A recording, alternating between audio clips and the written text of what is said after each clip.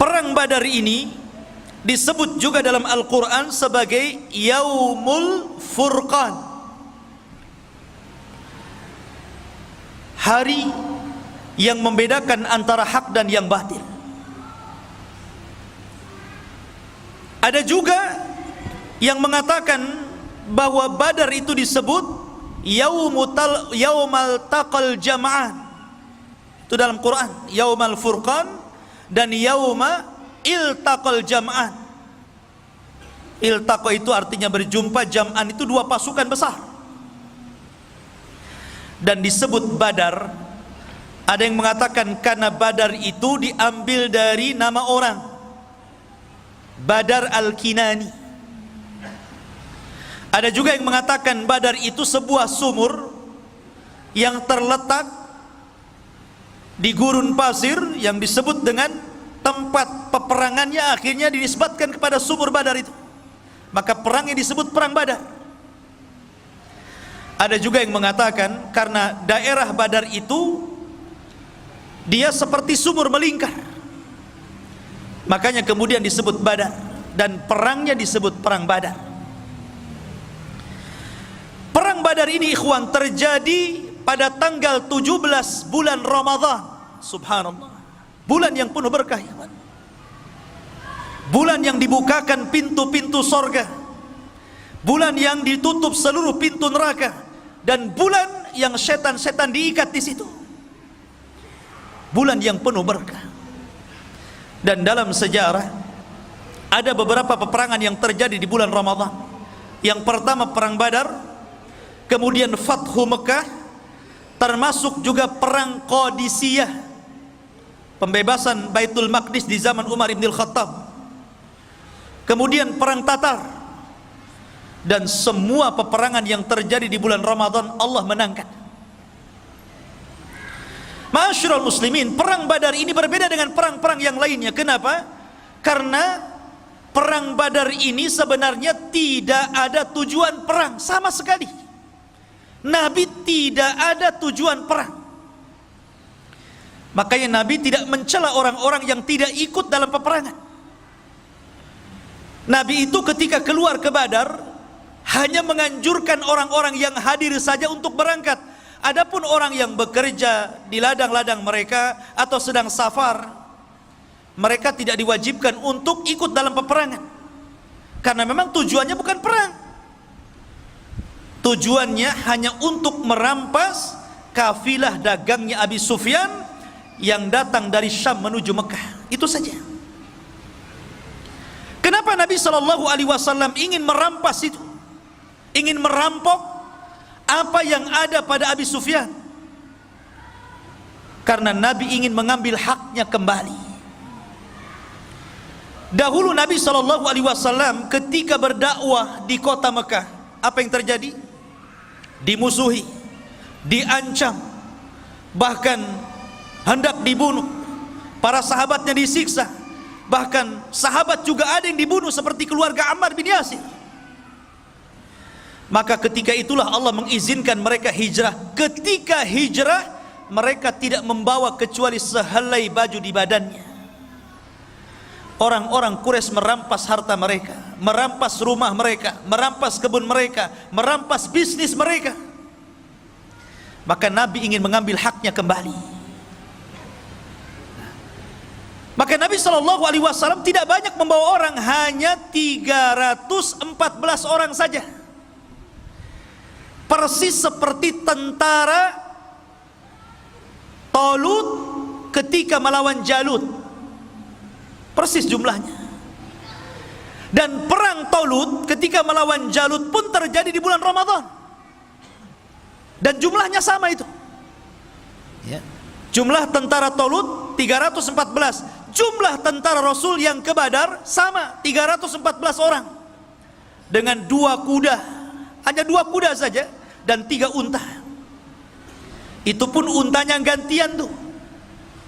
Disebutkan bahwa Nabi SAW menunggang unta bertiga gantian. Abu Lubabah, kemudian Ali bin Abi Thalib, dan Nabi SAW. Kemudian unta satunya Mikdad dan yang lainnya. Jadi bolak-balik gantian, karena Badar itu cukup jauh juga, berkilo-kilo dari Madinah. Lah ketika itu Nabi SAW justru yang lebih banyak jalan dibandingkan naik. Lihat, harusnya Nabi itu lebih banyak menunggang dibandingkan berjalan, kan? Itulah sosok pemimpin, ikhwan. Ketika itu Ali dan Abu Lubabah malu, masa Nabi jalan kaki, saya naik unta. Maka kata Ali radhiyallahu an, ya Rasulullah, lebih baik Anda saja yang naik, kami yang berjalan. Maka Rasul mengatakan, ya Ali, kalian tidak lebih kaya pahala dibandingkan diriku, dan kalian tidak lebih kuat fisiknya dibandingkan diriku. Sudah, naik saja. Ma'asyiral muslimin yang dimuliakan Allah Subhanahu wa ta'ala. Maka ketika Nabi SAW bergerak, kemudian mengutus orang untuk memeriksa kafilah itu tentang benar dan tidaknya, akhirnya Rasul mendapatkan kepastian bahwa kafilah Abu Sufyan telah bergerak dari Syam. Abu Sufyan ini tidak bodoh, orang cerdas. Ketika dia mendengar isu bahwa dia akan diserang oleh Rasul dan pasukannya, dia pun mengutus orang untuk mengecek ke Badar. Tidak puas, dia cek sendiri. Sampai di Badar gak ada orang, kecuali orang-orang yang memang tinggal di situ, beberapa orang saja. Kata Abu Sufyan kepada orang-orang yang tinggal di Badar, ada nggak pergerakan atau orang-orang ramai yang menuju ke sini? Orang situ tidak tahu. Karena Nabi SAW dalam setiap peperangan selalu menggunakan taktik tawari. Tawari itu artinya, pamannya nih, dari sini ke Batam Center harusnya melewati jalan yang harusnya dilalui jalan besar, tapi dia mungkin belok ke Bengkong dulu sana. Itu namanya tawari. Setiap peperangan Rasul seperti itu, kecuali dua peperangan. Pertama perang Badar, yang kedua perang Tabuk. Itu betul-betul dilalui dalam jalan aslinya. Kenapa Nabi di perang Badar tidak tawari? Karena Allah sudah menjanjikan kemenangan. Allah sudah turunkan ayat menjanjikan kemenangan dan akan mengutus para malaikat untuk menolong Rasul. Makanya Rasul gagah berani berjalan. La ma'asyiral muslimin. Jadi Abu Sufyan ini mencari-cari, rupanya tidak ada pergerakan di situ. Tapi Abu Sufyan kemudian mendengar berita ada dua orang yang lewat di sini. Rupanya Abu Sufyan mencari bekas-bekasnya itu. Ketemulah kurma yang jatuh dan dia tahu itu kurma Madinah. Kata Abu Sufyan, benar. Ini Rasul ini sudah membawa pasukan. Ini kurma Madinah, di sini tidak ada kurma. Dari situlah kemudian Abu Sufyan pun langsung membelokkan rute jalannya untuk menyelamatkan dagangannya. Dan dia mengutus Dhamdam. Dia mengatakan, ya Dhamdam, berapa hari kau bisa berjalan ke Mekah, ke Quraisy? Kata Dhamdam, 2 minggu. Kata Abu Sufyan, bagaimana kalau seandainya ku beri ongkos 5 kali lipat daripada ongkos biasa, tapi kau harus sampai 2 hari sampai di sana. Bisa bayangkan, 2 hari yang ditempuh 2 minggu jadi 2 hari pakai kuda. Gimana nasib kudanya itu? Ya tentu dia tidak istirahat kan gitu, 2 hari harus sampai. Maka Dhamdam pun kemudian dengan berjalan kencang menuju mana? Menuju Quraisy, ingin memberitahu Abu Jahal. Sampai di Quraisy, dia udah kecapean, udah kecompang-camping semuanya kan. Dia pun naik ke atas bukit. Kemudian kebiasaan tradisi Arab, kalau membawa berita yang sangat menghebohkan dan mengkhawatirkan, maka selalu melepas bajunya dan membalikkannya. Itu tradisi mereka. Kemudian dia berteriak-teriak dan mengatakan, sesungguhnya dagangan-dagangan kalian yang dibawa Abu Sufyan terancam dan dia tidak bisa mempertahankan karena dia sendirian. Maka mendengar bahwa harta-harta mereka akan dirampas Rasul dan para sahabatnya, maka Utbah dan Abu Jahal, Fir'aunnya umat ini, langsung bergerak mengumpulkan seluruh orang-orang Quraisy dan memaksa untuk keluar semuanya. Tidak boleh satu pun yang tinggal. Kalaupun dia tidak ikut dalam perang, minimalnya dia harus menggantikan dan membayar orang sebagai gantinya. Ketika itu ada kisah Umayyah ibn Khalaf. Umayyah bin Khalaf ini sudah tua, badannya gemuk, ya tidak segemuk saya lah ya, gemuk. Dia minta uzur, tidak mau berangkat, gitu kan. Kenapa? Karena sebelumnya ada tokoh syair, tukang penyair, tokoh paling hebat, tukang syairnya Arab, ya. Dia mengatakan, kalau kalian tetap keluar membantai Muhammad dan pasukannya, sama saja kalian membantai anak dan saudara kalian. Bukankah mereka adalah kerabat-kerabat kalian juga di sini? Lebih baik sudah tinggal di sini. Tapi Abu Jahal mengatakan tidak. Kita akan berangkat, kita akan bunuh Muhammad dan pasukannya. Setelah itu kita akan bernyanyi, kita akan minum khamar, dan kita akan rayakan kemenangannya. Dan tidak ada yang bisa untuk menakut-nakuti Arab setelah ini. Ketika itu Umayyah bin Khalaf, dia minta uzur. Nampaknya saya tidak bisa berangkat nih. Abu Jahal cerdas, ini Umayyah ini pimpinan nih. Kalau dia tidak ikut, kabilahnya bisa tidak ikut. Akhirnya kemudian dia bawa kayu gaharu. Antum tahu gaharu yang dibakar itu? Ah, di Jabal Uhud ada tuh, ya. Kayu gaharu, ya. Kayu gaharu itu zaman itu digunakan untuk pewangian perempuan. Jadi kalau perempuan mau kawin, biasanya diletakkan kayu dibakar, kemudian bajunya itu dikebas-kebaskan biar wangi. Kayu gaharu itu artinya itu untuk perempuan. Abu Jahal membawa kayu gaharu, diletakkan di depan Umayyah bin Khalaf. Kata Umayyah, ngapain kamu bawa gaharu ke sini? Ya, karena engkau perempuan, katanya. Kalau engkau laki-laki, engkau akan ikut perang. Oh, lihat cerdas, ya. Akhirnya kemudian bangkit keberaniannya. Kenapa Umayyah itu takut berperang? Karena dia pernah mendengar ramalan dari siapa? Dari kawannya Sa'd bin Mu'adz. Sa'd bin Mu'adz ini pemimpin Ansar, dan dia berkawan dengan Umayyah di masa jahiliyah, dan di masa Islam pun tetap baik. Jadi ketika Sa'd ibn Mu'adz ini umrah, ingin tawaf gitu kan di Ka'bah, dan dia sudah masuk Islam, Umayyah bin Khalaf ini siap menjamin keamanannya. Karena dia tahu siapa ini pembesar orang-orang Ansar, orang-orang Madinah, orang-orang Yathrib. Tapi kemudian ketika ketemu dengan Abu Jahal, tidak suka Abu Jahal, kemudian mengancam untuk membunuhnya. Tapi Sa'ad Ibnu Mu'adz ini mengancam balik Abu Jahal, kalau engkau ingin membunuhku wahai Abu Jahal, ingat, seluruh orang-orang yang berniaga dari Mekah ke Syam, rutenya lewat jalur rute jalanku. Akan kusuruh anak buahmu membantai kamu dan orang-orang yang berdagang ke Syam. Ketika itulah, karena Umayyah tidak membelanya, dia mengatakan, ingat wahai Umayyah, aku pernah mendengar Nabi SAW mengatakan bahwa engkau akan dibunuh. Engkau akan dibunuh. Disitulah dia terkenang dengan ramalan Sa'd bin Mu'adz, makanya dia nggak mau berangkat. Karena dia tahu bahwa tidak mungkin Sa'd ini bicara sembarangan. Tapi cerdas lagi Abu Jahal, biar dia mau perang dibuat kayak gitu kan. Kamu ini perempuan, bukan laki-laki. Kalau laki-laki berangkat jihad. Akhirnya bangkit, diajak juga anaknya. Semuanya keluar kecuali kabilah Bani Adi dan Abu Lahab. Abu Lahab tidak keluar, dan dia menggantikan orang dan membayarnya untuk keluar.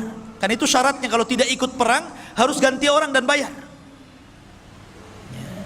Keluar semuanya ikhwan, jumlahnya 1000 lebih. Berangkat mereka.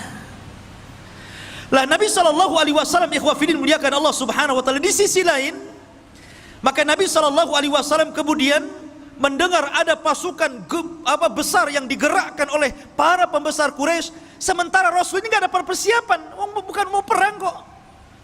Mereka hanya untuk menghadang kafilah Abu Sufyan, sehingga peralatan perang juga ala kadarnya, persiapan juga ala kadarnya, tidak punya pengalaman perang.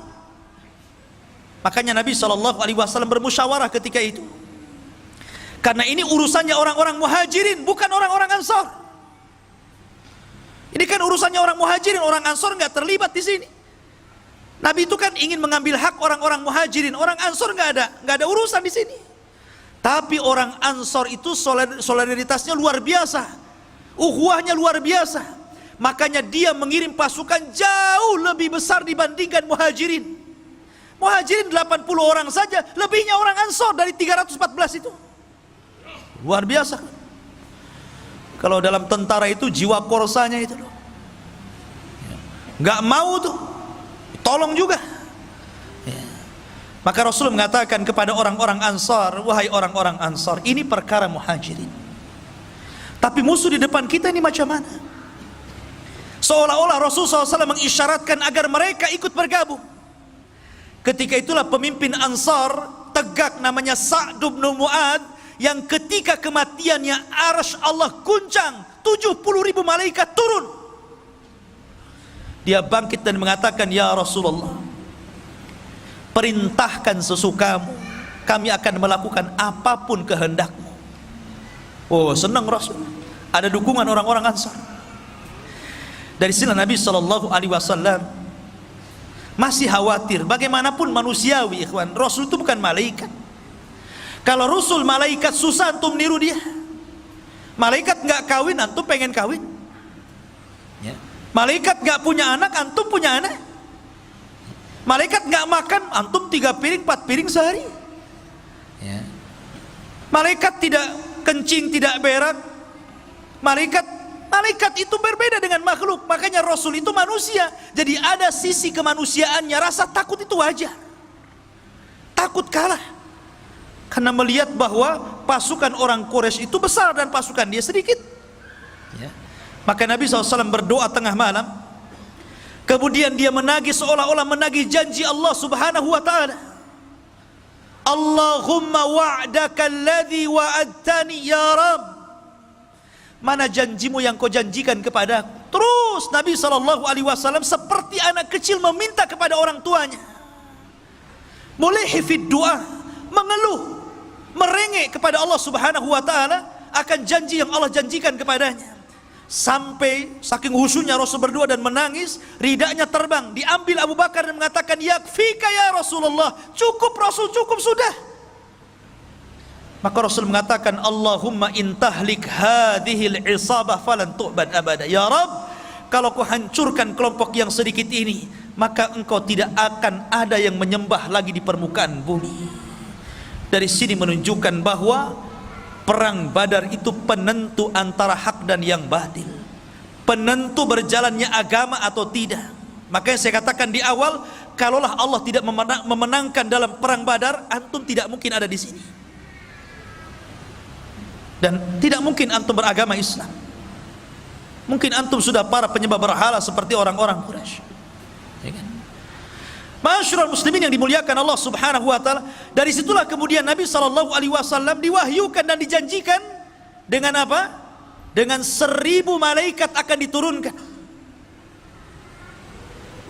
Kemudian Allah subhanahu wa ta'ala janjikan lagi, in tattaqu wa tasbiru, kalau engkau bertakwa dan terus bersabar, yumdidkum bisalasati alafin minal malaikah, ku tambah lagi 3000, 4000 jadinya. Kemudian di hari peperangan Allah kirim 5000 pasukan malaikat dipimpin Jibril dan sahabat dipimpin Rasul. Coba kalau peperangan ini para sahabat dipimpin Nabi, sementara malaikat dipimpin Jibril, siapa yang bisa mengalahkan perang ini? Ini malaikat ikut campur masalahnya. Lain dengan perang Uhud. Sebenarnya perang Uhud itu malaikat akan membantu, cuman karena ada kesalahan dari kalangan para sahabat menentang perintah Rasul, jadi terjadi kekalahan. Tapi perang Badar ini semua taat kepada Rasul. Lah makanya ikhwah fillah muliakan Allah Subhanahu wa taala, ketika pada hari yang ditentukan inilah, maka Nabi sallallahu alaihi wasallam ketika itu memilih tokoh-tokoh untuk menjadi pemimpin perang. Di antaranya Raisul Am, ya tentu Nabi sallallahu alaihi wasallam, pemimpin umumnya. Kemudian di sana ada pemimpin di bawah beliau namanya Mus'ab ibn Umair Al-Badri Al-Qurashi. Kemudian dari kalangan muhajirin dibentuk lagi kelompok-kelompok kecil dan dipimpin Ali bin Abi Thalib. Dan dari kalangan Ansar dipimpin oleh pemimpinnya sendiri Sa'd bin Mu'adz. Dan dibuat bersop-sop. Rasul membuat taktik perang yang tidak dikenal orang-orang Arab. Siapa yang mengajarkan? Allah yang mengajarkan. Ya. Bahkan Nabi SAW sebelum berperang itu membariskan saf seperti Anda dalam sholat. Bagaimana Anda dalam sholat? Tentu antum akan baris kan? Akan merapatkan safnya. Ya. Saf salat gimana? Tumit dengan tumit berjumpa, bahu dengan bahu berjumpa. Makanya kalau sholat itu kaki jangan terlalu meregang, nanti bahunya nggak ketemu. Harus sama, jadi bahunya ketemu, tumitnya juga ketemu. Itu namanya merapatkan saf dan meluruskannya. Kalau seperti itu pasti lurus tuh safnya. Ini mah enggak ya, imamnya ngomong apa? Rapatkan saf kalian. Tapi ketika sang imam jadi makmum, dia pula yang tidak merapatkan safnya. Cemana pula imam ini? Masyarul muslimin yang dimuliakan Allah Azza wa Jalla. Lah setelah itu kemudian Nabi SAW membariskan. Ada satu kisah ketika Rasul membariskan saf tentara ini. Ada yang mengatakan ada seorang namanya Sawad, ada yang mengatakan Ukasa bin Mihsan. Jadi orang itu lurus barisnya, ini agak ke depan nih. Maka Nabi SAW mengambil tongkat kemudian memukul perutnya supaya mundur. Nabi SAW tegas, ikhwan. Rupanya kejadian ini teringat satu kisah di saat akhir wafatnya Nabi SAW.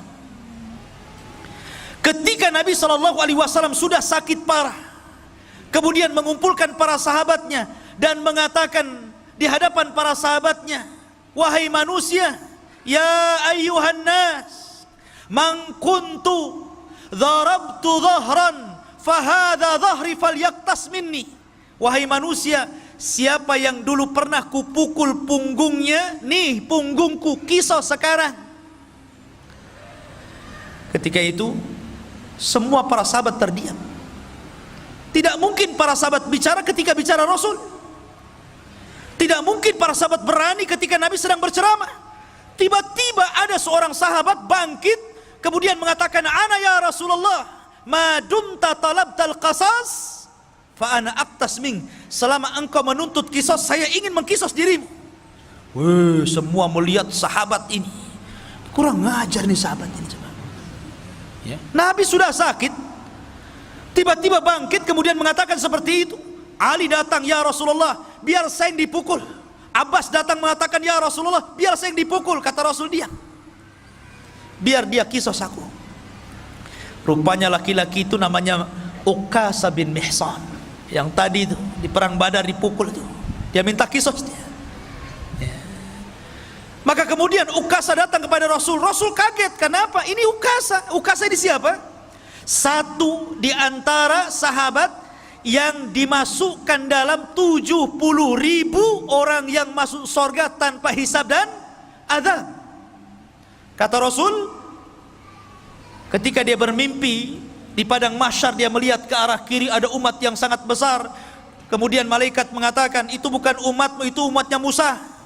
Kemudian melihat ke arah kanan ada yang lebih besar lagi, kata Jibril, itulah umatmu. Dan dari umatmu ada 70.000 manusia yang masuk surga tanpa hisab dan tanpa azab. Ciri-cirinya, mereka tidak minta ruqyah, mereka tidak minta dikai, mereka tidak tatoyur, dan mereka senantiasa bertawakal kepada Allah Subhanahu wa ta'ala. Ukasah bangkit, Rasul, doakan aku termasuk mereka. Kata Rasul, ku doakan kau termasuk mereka. Maka Rasul kaget, ya Ukasah, rupanya engkau. Bukankah aku sudah berdoa kepadamu, engkau dimasukkan 70.000? Kenapa kau meminta kisos kepadaku? Maka Ukasah mengatakan, engkau yang meminta. Bukankah engkau yang meminta, wahai Rasul? Maka saya ingin mengkisos diri. Maka Rasul mengatakan, ambilkan tongkat, berikan kepadanya. Maka Ukasah dengan gemetaran mengambil tongkat. Kata Ukasah, Rasul, waktu kau pukul diriku, aku nggak pakai baju, maka kamu harus melepas bajumu. Makin lagi marah sahabat ini kan, ya apa ini Ukasah ini? Ya, akhirnya Nabi SAW melepas bajunya. Ya. Sudah hampir goyang, sahabat dah tegang itu ya kan, digoyang-goyang kan tegak tuh, tegang semuanya. Ini betul tak betul lah kan gitu. Maka dilemparlah tongkat itu, langsung memeluk perut Nabi SAW dan mengatakan, ya Rasulullah, aku ingin menjadi orang yang terakhir yang bersentuhan kulitku dengan kulitmu. Ukasah bin Mihsan. Jadi Nabi merapihkan saf dalam perang Badar itu. Ya. Ma'asyiral muslimin yang dimuliakan Allah Subhanahu wa taala. Maka dalam tradisi jahiliyah, dalam tradisi perang orang-orang dulu, sebelum berperang ada istilah mubarazah namanya. Mubarazah itu lawan tanding. Nih jagoanku, mana jagoanmu. Begitulah perang dulu. Ya. Lah ketika itu orang-orang Quraisy mengeluarkan jagoan-jagoan mereka dan menantang jagoan-jagoan Nabi sallallahu alaihi wasallam. Maka ketika itu dikeluarkanlah Utbah bin Rabi'ah, orang yang paling benci kepada Rasul. Kemudian saudaranya Syaibah bin Rabi'ah. Kemudian anaknya Utbah juga, Al-Walid ibn Utbah bin Rabi'ah. Ini orang sangar-sangar nih, orang-orang garang-garang dari Quraisy. Mereka orang-orang yang paling jahat.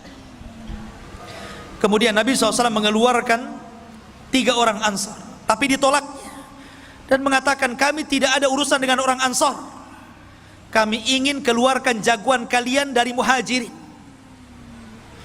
Maka Nabi SAW ketika itu memilih 3 orang, Hamzah, Asadullah, singa Allah, Sayyidus Syuhada, pemimpinnya para syuhada di sorga, dikeluarkan untuk melawan Syaibah bin Rabi'ah. Kemudian Rasul memerintahkan Ali bin Abi Thalib untuk melawan Al-Walid ibn Utbah bin Rabi'ah. Kemudian Rasul mengeluarkan Ubaidah ibnul Harith dan melawan Utbah bin Rabi'ah. Maka terjadilah pergulatan hebat. Hamzah, Asadullah sekali tebas saja matilah Syaibah. Kemudian melihat Ali kewalahan melawan Utbah, dibantunya ditebas lagi, meninggal Utbah. Kemudian Al-Walid ibn Utbah juga meninggal di tangan Ali. Cuman Ubaidah ibn al-Haris ketika dia bergulat dengan Utbah ini memang agak sengit, saling bacok-bacokan ya, kayak orang carok gitu ya. Sehingga lukanya ini menjadikan dia tidak tahan lama hidup, kemudian dia meninggal. Dan Rasul mengatakan, asyhadu annaka syahid ya Ubaidah, saya bersaksi engkau telah menjadi syahid. Maka ketika jagoan-jagoan mereka kalah dan meninggal, marah Abu Jahal. Dari setelah kemudian Abu Jahal menggerakkan pasukannya. Mereka tidak paham bagaimana Allah sudah mengajarkan taktik perang.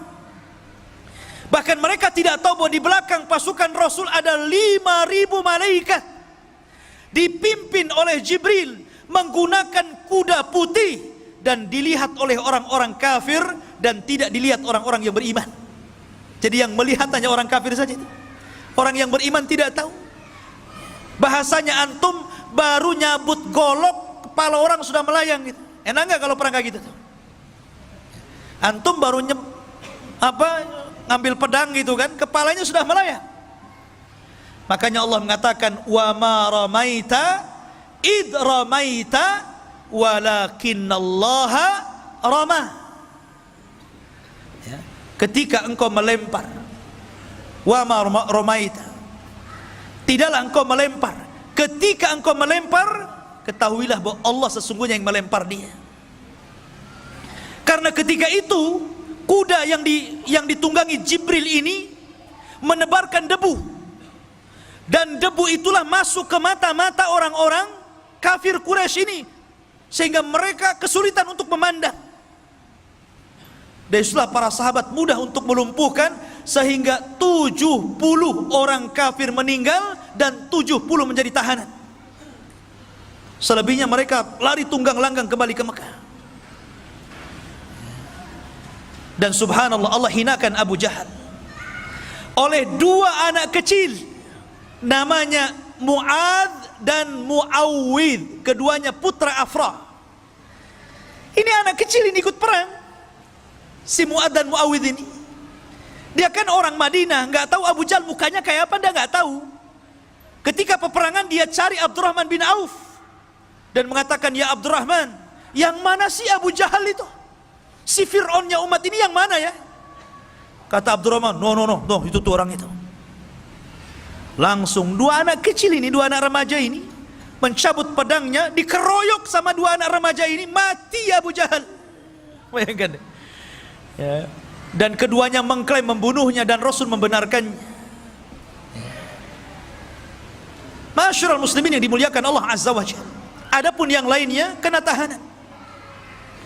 Dan seluruh orang-orang yang pernah didoakan Rasul kehancuran mereka terbukti di perang Badar. Ketika Nabi SAW di awal-awal dakwahnya, ikhwan, Nabi SAW diejek oleh Abu Jahal dan mengatakan, siapa yang berani meletakkan salah jazur, kotoran unta yang masih berdarah itu, di pundak Muhammad yang sedang sujud di Ka'bah, ku beri dia hadiah. Berdirilah siapa? Uqbah bin Abi Mu'aid. Ini orang yang paling jahat. Dulunya pengagung Rasul, tapi karena perkawanan yang salah akhirnya jadi balik, jadi jahat. Ingat, kawan itu yang baik, ikhwan. Uqbah bin Abi Mu'aid ini dulu penggemar Rasul, walaupun Rasul itu seorang nabi dan agamanya berbeda, tapi karena dia seorang penyair, dia suka kalau Rasul itu melantunkan Quran. Ya. Makanya suatu ketika karena bangganya mengidolakan, ya samalah seperti antum orang Islam mengidolakan para pemain bola. Para pemain bola itu sebagian mereka kafir, bahkan kebanyakan kafir, tapi antum idolakan kan? Pasang gambarnya, kalau dia bertamu ke rumah antum, kemudian selfie, viral tuh. Ya kan? Lah begitulah idolanya Uqbah bin Abi Mu'aid ini kepada Rasul. Jadi suatu ketika dia meminta kepada Rasul untuk bertamu, maunya ngasih makan, ngasih jamuan, tapi Rasul tidak mau makan. Alasannya apa? Karena kamu kafir, kalau kamu Islam saya mau makan. Jadi akhirnya pura-pura dia bersyahadat, yang penting idolanya mau makan. Syahadatnya ini tersebar, maka Umayyah bin Khalaf, kawan dekatnya ini marah. Kau dengar, kau sudah bersyahadat ya, kau ikut agama Muhammad ya? Oh enggak, saya hanya ingin menjamu dia saja, saya pura-pura saja. Enggak, kamu sudah masuk Islam, bukan kawan saya. Akhirnya dia mengatakan, enggak, saya ingin berkawan dengan kamu, saya siap melepaskan itu semuanya. Akhirnya dilepaskan lagi syahadatnya. Kemudian dia mengikuti Umayyah dan berjanji untuk menghinakan Rasul. Disinilah kesempatannya. Jadi ketika Abu Jahal ini menawarkan untuk menyakiti Rasul, Uqbah bangkit dia, biar saya saja.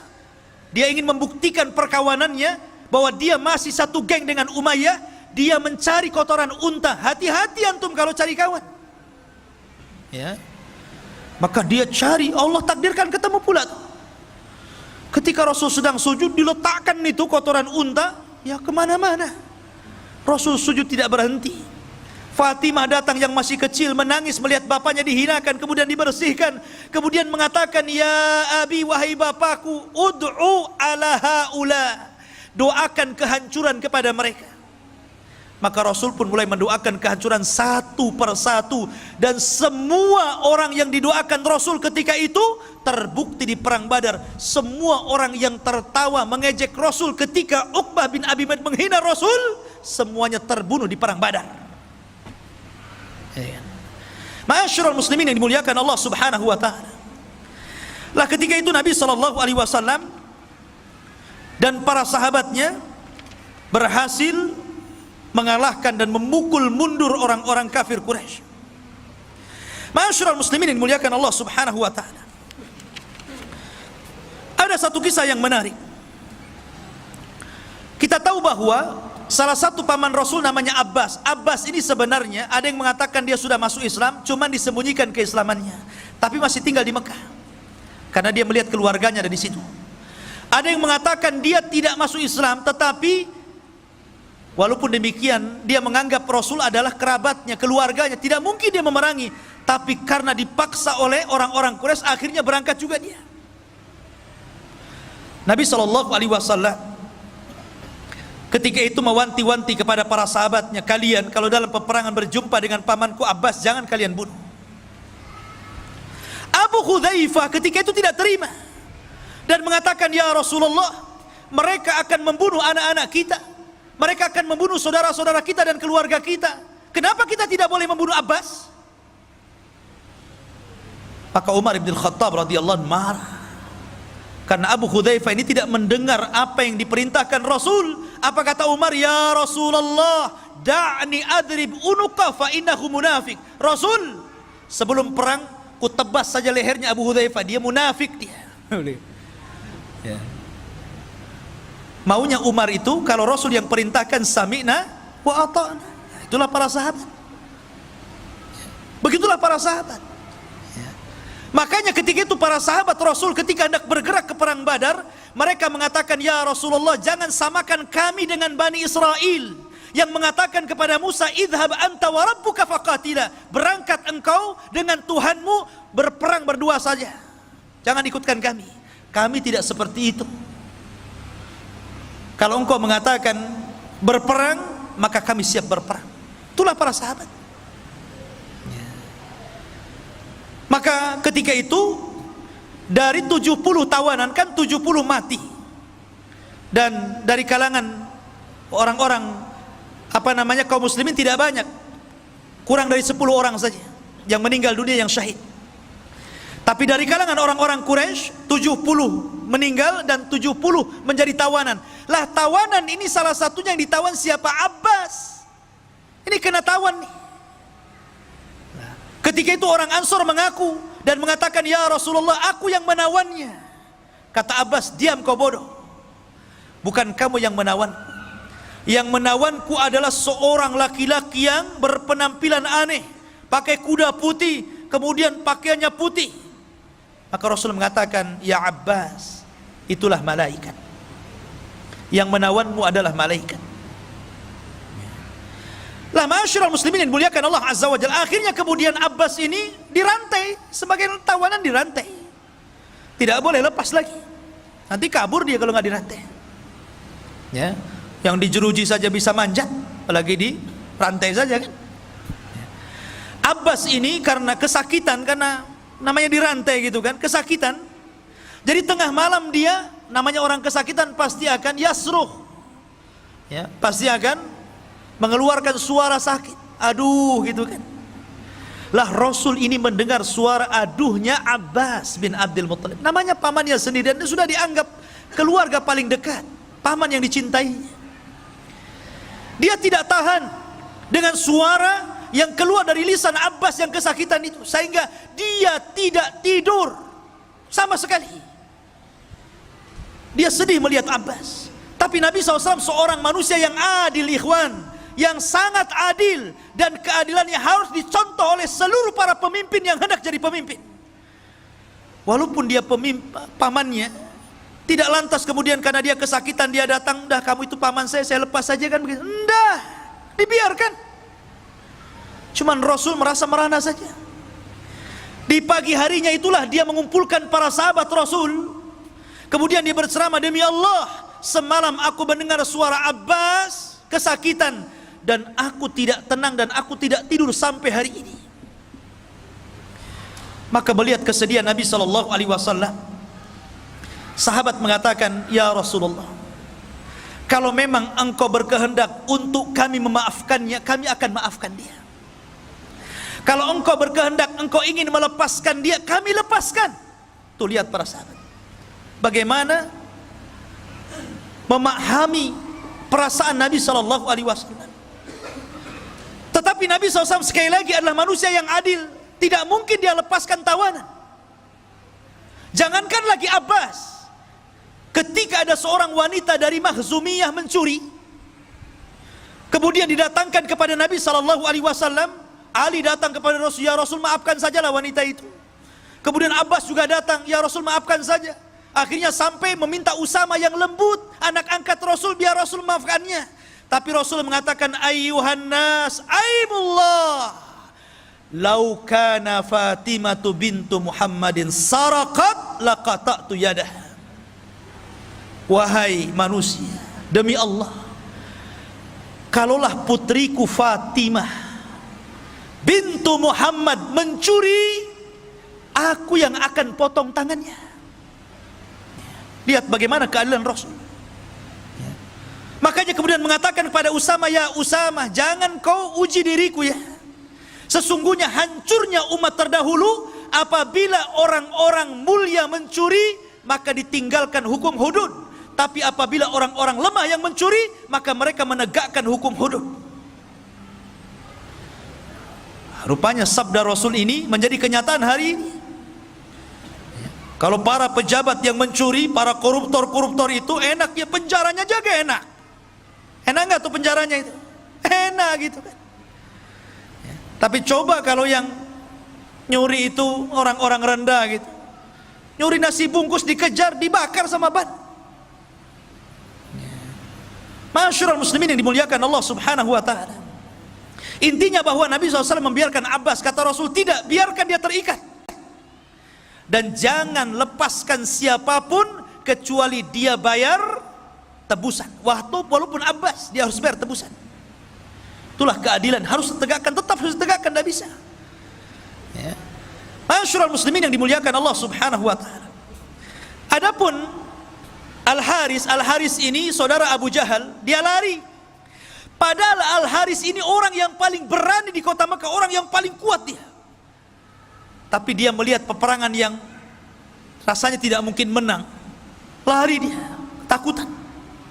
Maka dikejar oleh Hasan ibn Thabit, seorang penyair Rasul, kondang penyair Rasul. Ya, penyair karena di zaman itu media dengan syair. Belum ada YouTube, belum ada Instagram, belum ada WA, nggak ada. Pakai syair. Dikejar sama Hasan, kemudian Al-Haris pun dibunuh di tengah jalan. Ya. Adapun Umayyah bin Khalaf lain lagi ceritanya. Umayyah bin Khalaf ini kawannya Abdurrahman bin Auf, baik dalam semasa jahiliyah ataupun ketika Abdurrahman bin Auf sudah masuk Islam, itu masih berkawan tuh, masih rekan bisnis.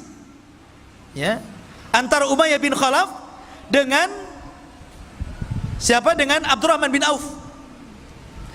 Tapi Umayyah ini tidak suka memanggil Abdurrahman. Dulu Abdurrahman bin Auf itu namanya Abduddar namanya. Setelah dia masuk Islam, diganti namanya menjadi Abdurrahman. Orang-orang musyrik Arab itu tidak suka dengan nama Abdurrahman. Makanya dia mengatakan kepada Abdurrahman, ya Abdaddar. Tapi Abdurrahman tidak mau nengok, nggak suka nama itu nama jahiliyah. Makanya antum kalau punya nama yang tidak bermakna, apalagi namanya aneh-aneh gitu kan, ada namanya Jahannam gitu kan, apa ini antum kasih nama Jahannam? Gantilah. Ya, jadi dia nggak suka. Akhirnya kemudian kata Umayyah, wahai Abdaddar, kalau aku panggil dirimu Abduddar, kau tidak suka. Tapi kalau engkau berkehendak dipanggil Abdurrahman, aku yang tak suka. Ya, sekarang ku panggil saja dirimu Abdul Ilah. Baru kemudian karena disebut Abdul Ilah, Abdurrahman menengok. Ya, ada apa wahai Umayyah? Umayyah ini tahanan masalahnya, ya kan? Kata Umayyah, ya Abdurrahman, kita kan sudah berkawan, sudah CS lah kita ini. Tolong lindungi aku. Kita ini berkawan semasa jahiliyah, kawan bisnis. Maka kemudian Abdurrahman melihat kasihan kepada Umayyah. Dia mengatakan, ya Muhajirin, ya Ansar, Umayyah bin Khalaf atas tanggunganku, aku yang jamin dia. Oh, mendengar itu Bilal nggak terima, karena Bilal itu disiksa oleh Umayyah bin Khalaf. Ingat ceritanya Bilal? Bilal dibawa ke padang pasir, kemudian ditindih dengan batu panas, kemudian dipaksa murtad, hampir mati Bilal, hanya menyebutkan ahadul ahad. Siapa yang menyiksa Bilal? Umayyah bin Khalaf. Tiba-tiba Bilal bangkit dari belakang dan mengatakan, tidak, kata Bilal. Pada orang-orang Muhajirin dan Ansar setuju tuh, karena mereka menghormati siapa? Abdurrahman. Siapa yang tidak kenal Abdurrahman? Tapi Bilal bangkit dan mengatakan, inna jauta, gimana? Laula najauta fala najah. Kalau seandainya engkau ingin selamat, maka engkau tidak akan selamat. Kalau seandainya engkau ingin selamat, engkau tidak akan selamat. Maka ketika itu seluruh para sahabat melihat Bilal. Ketika itu Bilal mengacungkan pedang. Maka kemudian para sahabat mengisyaratkan kepada Abdurrahman untuk menunduk, supaya tidak melihat kawannya dibunuh Bilal. Karena itu aib membunuh orang di depan kawannya. Maka Abdurrahman langsung menunduk. Bilal datang menebas leher Umayyah, kemudian menyembelihnya. Ma'asyiral muslimin yang dimuliakan Allah Subhanahu wa taala. Itulah tragis tawanan-tawanan yang dahulunya mereka sangat menghina Rasul. Akhirnya mereka mendapatkan akibatnya. Maka jangan pernah lecehkan agama. Jangan menghina Allah. Jangan menghina Rasul. Jangan menghina Al-Quran. Nanti akan ada akibatnya. Ma'asyiral muslimin yang dimuliakan Allah Subhanahu wa ta'ala. Kemudian juga ada kisah yang lainnya yang cukup menarik. Dalam perang Badar, ikhwah fillah muliakan Allah Subhanahu wa taala, kita tahu bahwa tawanan-tawanan ini menjadi khilaf antara Abu Bakar dan Umar. Kata Abu Bakar, ya Rasulullah, mereka itu kerabat kita, masih saudara kita. Bagaimana kalau seandainya yang mampu bayar kita lepaskan, yang nggak mampu maafkan saja? Kata Umar, tidak. Mereka musuh Allah dan Rasulnya. Mereka harus dibunuh. Lihat, Nabi ini cenderung kepada pendapatnya Abu Bakar, karena Rasul itu rahim. Makanya Rasul dan Abu Bakar itu selalu klop. Maksudnya perasaannya itu halus. Lain dengan Umar. Ya, orang itu kan begitu ya. Ada yang lembut, ada yang kasar. Ya, nah memang Nabi Adam juga diciptakan dari benda tanah-tanah yang halus, yang keras. Makanya ada yang halus, ada yang keras kepala, kan begitu. Ya. Lah, akhirnya Allah Subhanahu wa taala membenarkan ra'yunya siapa? Umar. Pendapatnya Umar dikuatkan sama Al-Qur'an loh. Makanya Umar itu disebut mulham. Ucapannya itu selalu menyerempet wahyu. Makanya Rasul kalau mengatakan, kalaulah ada nabi sepeninggalku, Umarlah orangnya. Dia puji tuh. Ya kan? Maka kemudian turunlah ayat, maka nabi ayyakuna lahu asra hatta yudkhina fil ar turiduna aradal hayatid dunya. Tidak boleh bagi seorang nabi itu punya tawanan hanya karena ingin merendah kepada kehidupan dunia. Dibenarkan itu ucapan Umar. Dari sinilah kemudian Nabi SAW membuat keputusan tentang tawanan itu menjadi 3. Sebagian mereka yang membahayakan dibunuh, sebagian mereka yang bisa ditebus supaya membiayai uangnya bagi kaum muslimin, tebus. Dan sebagian mereka yang tidak bisa ditebus, maka mereka harus mengajari kaum muslimin. Yang pintar matematika suruh ngajari anak-anaknya, yang pintar fisika suruh ngajari anak-anaknya kaum muslimin. Yang pintar Quran, enggak mungkin Quran orang musyrik ya. Ya. Intinya suruh menyalurkan ilmunya, dibagi 3 akhirnya. Begitulah Allah, Rasul SAW memperlakukan para tawanan. Tapi Rasul mengatakan kepada para sahabatnya, aku nasihatkan kepada kalian agar berbuat baik kepada tawanan kalian. Lihat, bagaimana kita lihat sekarang, ketika orang-orang kafir menawan kaum muslimin. Kita lihat di media-media mas, bagaimana mereka disiksa habis-habisan kan? Terkadang mati meninggal di penjara. Tapi Islam tidak demikian. Islam itu dinur rahmah, ikhwan. Kata Rasul, saya wasiatkan kepada kalian agar berbuat baik kepada tawanan kalian. Antum ingat kisahnya Sumamah bin Asal. Dia kena tawan tuh. Ya. Dia kena tawan oleh pasukan Rasul, dibawa ke hadapan Rasul. Kata Rasul, ikat dia di masjid.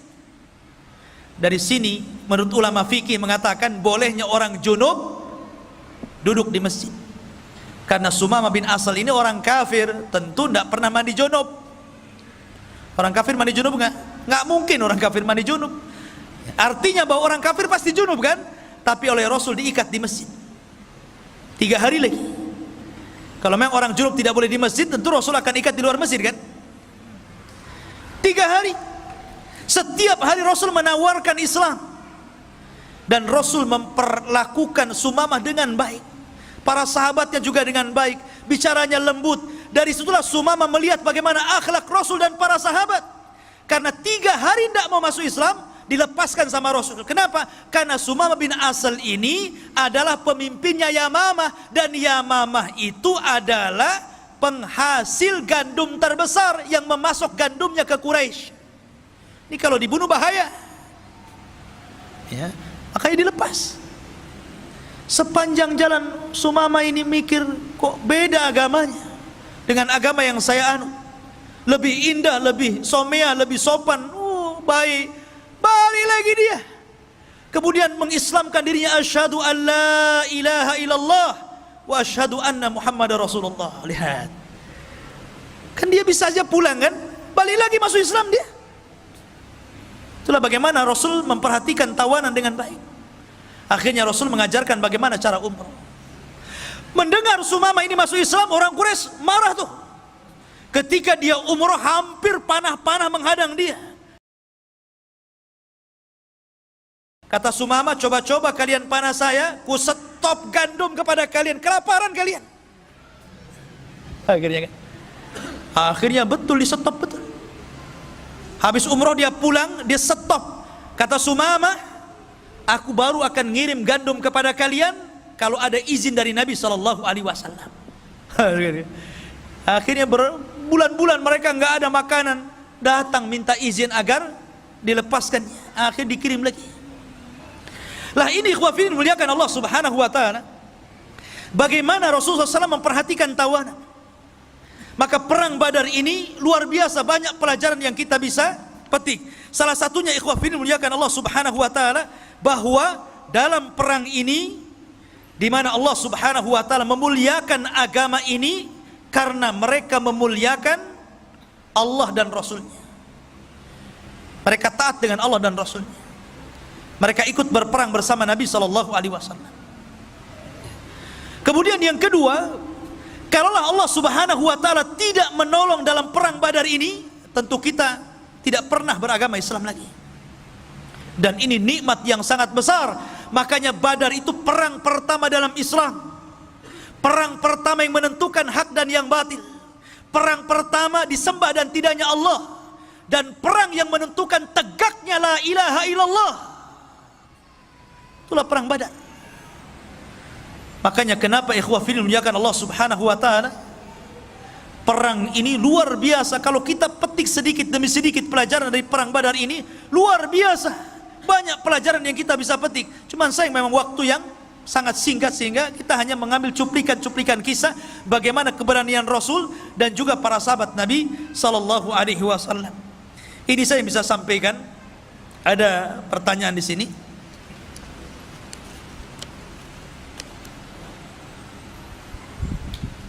Assalamualaikum Ustaz. Barakallahu fiik wa iyyak. Bagaimana cara Allah menjaga riwayat yang sampai saat ini sedangkan waktu sudah berjalan sangat lama?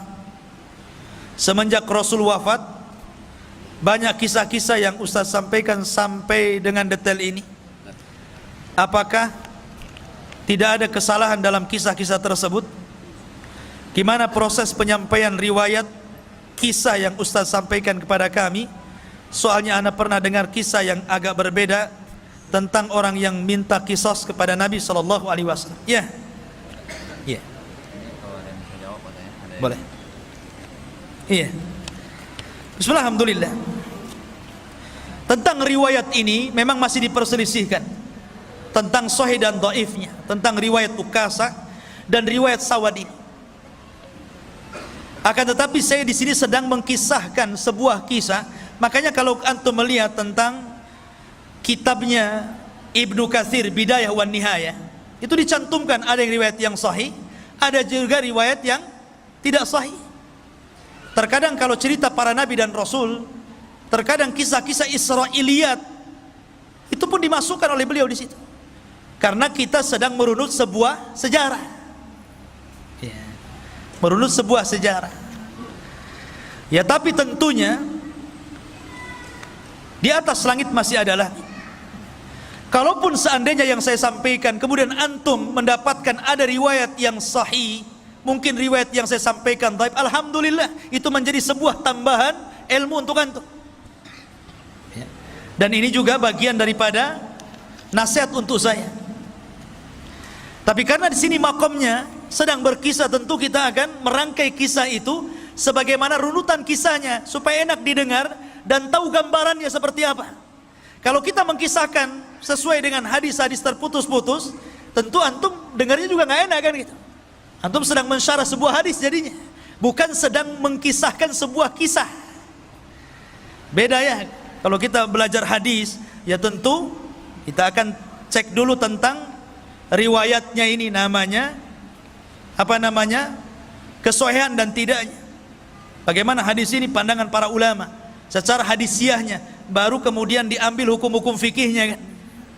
Tapi di sini saya sedang menceritakan sebuah kisah. Kisah secara umum seperti ini. Lah, untuk memperdalam kisah-kisah ini antum bisa baca lagi di buku-buku seperti Bidayah wan Nihayah Imam Ibnu Katsir, atau dalam kitab Rahiqul Makhtum, ya. Kemudian dalam kitab Ibnu Hisham dan kitab-kitab sejarah yang lainnya, antum kembangkan. Sebab kalau antum sudah tahu kerangka kisah, itu kalau antum baca, oh ya saya pernah dengar, ya. Oh seperti ini runutannya, ya. Jadi seperti itu. Sebab kalau seandainya kita ikutkan dengan riwayat-riwayatnya, bagaimana riwayat ini lemah, siapa di dalamnya, kemudian bagaimana pandangan ulama, nggak jadi berkisah ya, jadi mensyarah hadis jadinya, ya. Wallahu a'lam. Taib. Kemudian yang selanjutnya, Ustaz, apakah kami memiliki kesempatan masuk ke dalam golongan 70.000 masuk surga tanpa hisab dan adab? Ya, bisa. Karena Nabi SAW tidak menyebut orangnya, tapi menyebut sifatnya supaya akan ada sampai kiamat dibangkitkan.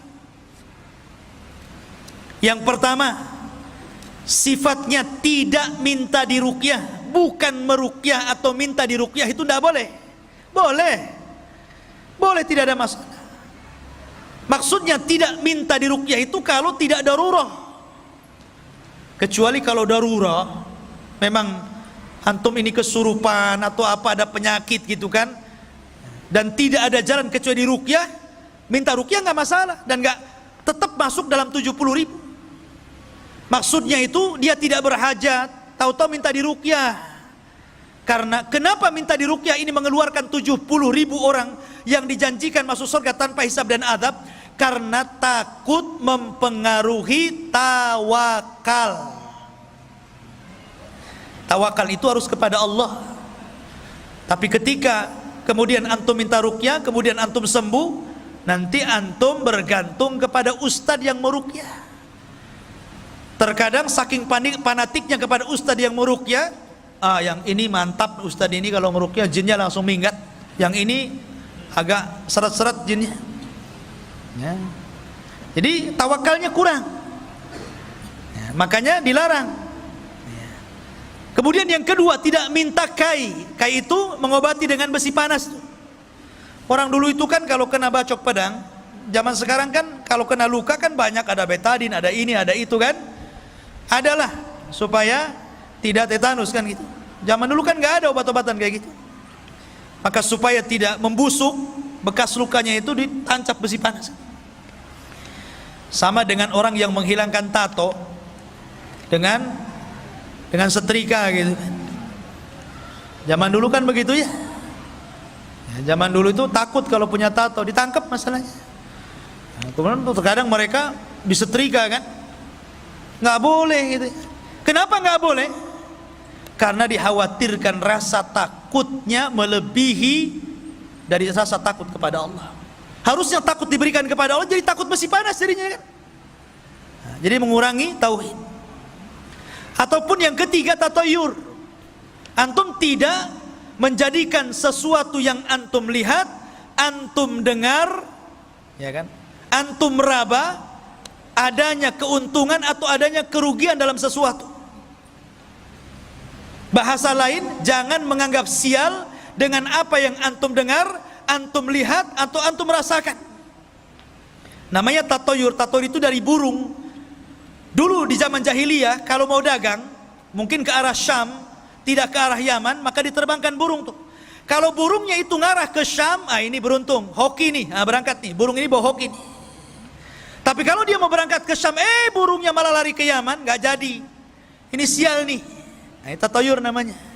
Zaman itu cuman burung saja jadi tatoyur. Zaman sekarang macam-macam orang tatoyur. Yang pakai burung masih ada ya. Kalau tengah malam ada burung gagak, kuak-kuak gitu kan. Wah, ada orang mati katanya. Ya kan? Kalau dulu zaman saya masih kecil gitu ada kupu-kupu besar, kupu-kupu sirama-rama gitu kan. Wah, ada menteri masuk rumah nih.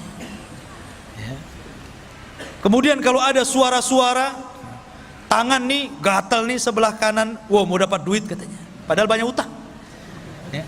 Ini tatoyur namanya. Kadang-kadang angka pula disalah-salahkan. Itu tatoyur, itu nggak boleh. Ya. Kemudian yang terakhir tawakal. Dan tawakal itu tauhid yang paling tinggi. Tawakal itu menyandarkan kepada Allah.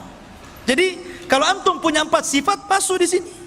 Dari 70.000 manusia yang masuk surga tanpa hisab dan adab. Kemudian pertanyaan yang ketiga, Assalamualaikum warahmatullahi wabarakatuh. Mengapa tawaran perang Badar tidak dijanjikan budak oleh Rasul? Bukankah tawanan perang diperbolehkan menjadi budak? Mohon penjelasan. Mereka budak tawanan itu.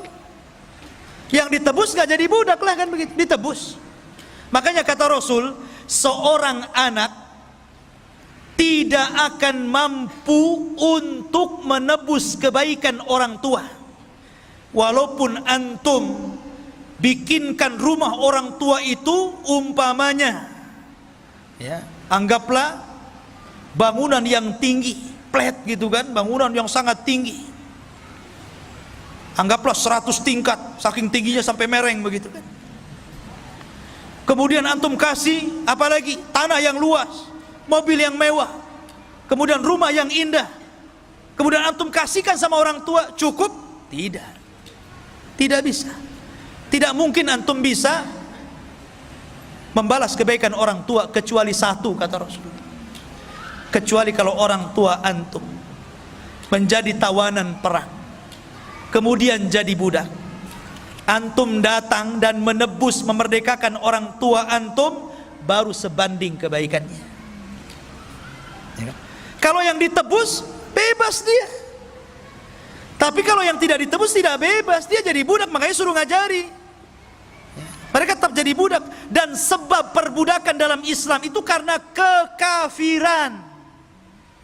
Jadi kalau seandainya perang nih, muslim sama kafir, perang syar'i, betul-betul perang, jihad, kemudian orang Islam menawan orang kafir, setelah ditawan masuk Islam, tetap budak dia. Beda kalau sebelum ditawan dia masuk Islam, dia tidak budak. Karena dia masuk Islam sebelum ketangkap. Tapi kalau ketangkap kemudian masuk Islam, tetap budak. Makanya Bilal, dia masuk Islam kan, tapi tetap budak. Setelah dimerdekakan Abu Bakar baru tidak budak. Karena sebab perbudakan dalam Islam itu karena kekafiran dia. Ya, itu yang antum harus pahami. Jadi mereka budak. Wallahu a'lam. Baik, subhanallah bihamdika, asyhadu an la ilaha illa anta astaghfiruka wa atubu ilaik. Allahu ta'ala. Assalamualaikum warahmatullahi wabarakatuh.